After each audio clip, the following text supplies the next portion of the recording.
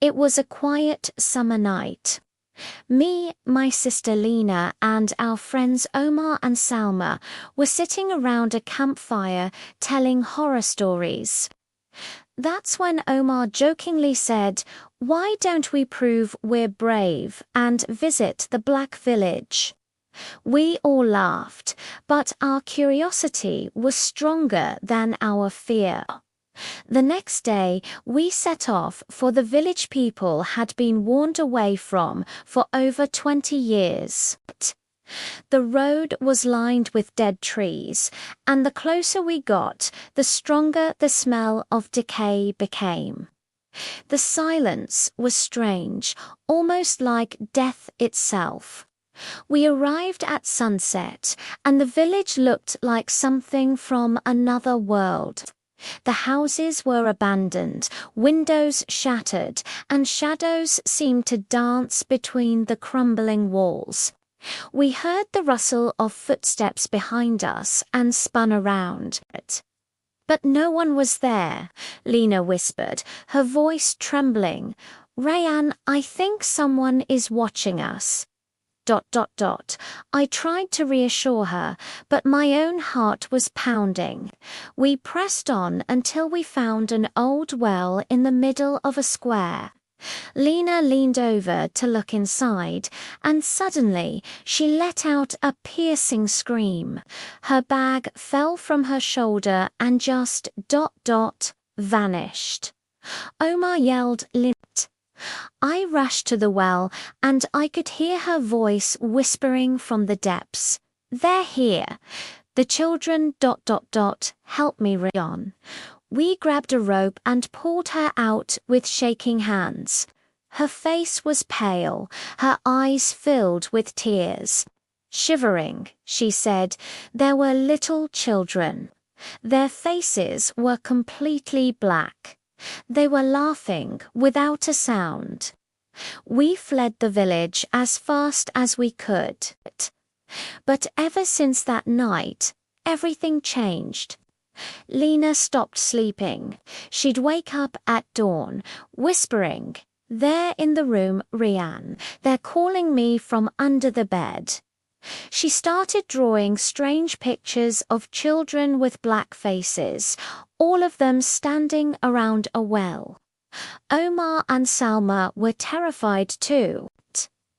Salma told me she kept hearing faint, soundless laughter outside her window at night, while Omar swore he saw shadowy figures darting at the edge of his vision. One night, I woke up to a chilling sound.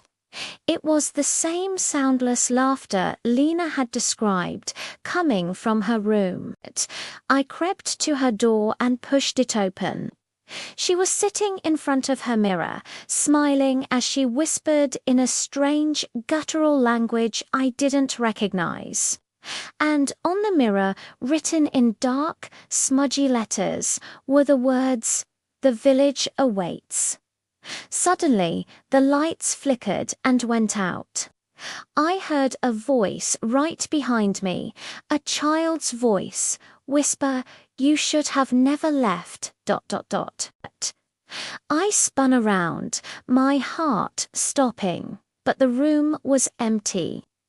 When the lights came back on, Lena was just staring at her reflection, as if nothing had happened.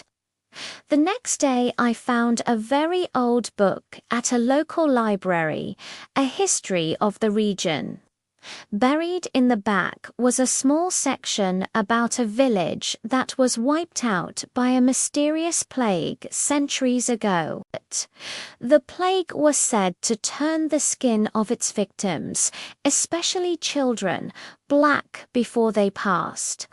The villagers, terrified, threw the bodies of their children down the town well to contain the sickness.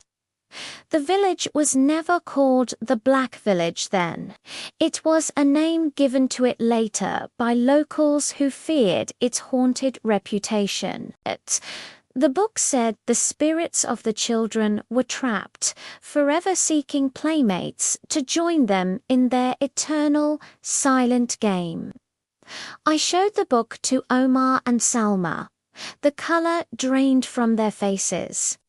We knew we had to do something to save Lena. We decided to go back, but this time we were prepared. We brought salt, old religious texts, anything we thought might help. Returning to the Black Village felt even more terrifying than the first time.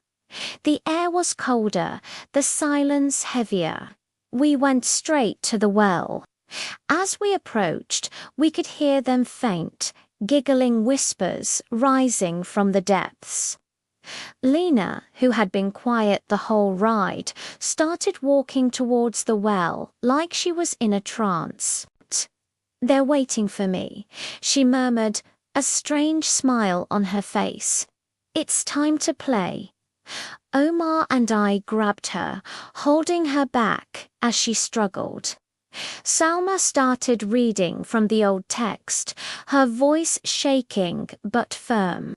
As she read, the whispering from the well grew into angry hisses. A cold wind swirled around us, kicking up dust and leaves. The shadows around the dilapidated houses seemed to stretch and writhe, taking on small, human-like shapes. Suddenly, Lena stopped struggling.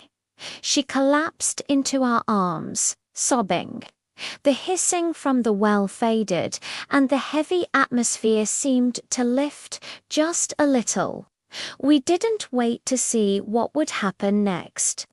We carried Lena back to the car and drove away, not looking back. Things slowly returned to a semblance of normal. Lena started sleeping through the night again. The nightmares faded for all of us. We never spoke of the Black Village again, locking the memory away like a dark secret. We thought we were free. We thought it was over. But it wasn't. Because sometimes, late at night, when the house is quiet and I'm alone, I'll catch a glimpse of something in a reflection. In the dark screen of my phone, in a window, or even in the bathroom mirror. Just for a second, I'll see them. Standing behind me, for small shadows, for children with pitch-black faces, smiling their silent, chilling smiles. Waiting for us to come back and play. Thank you for watching.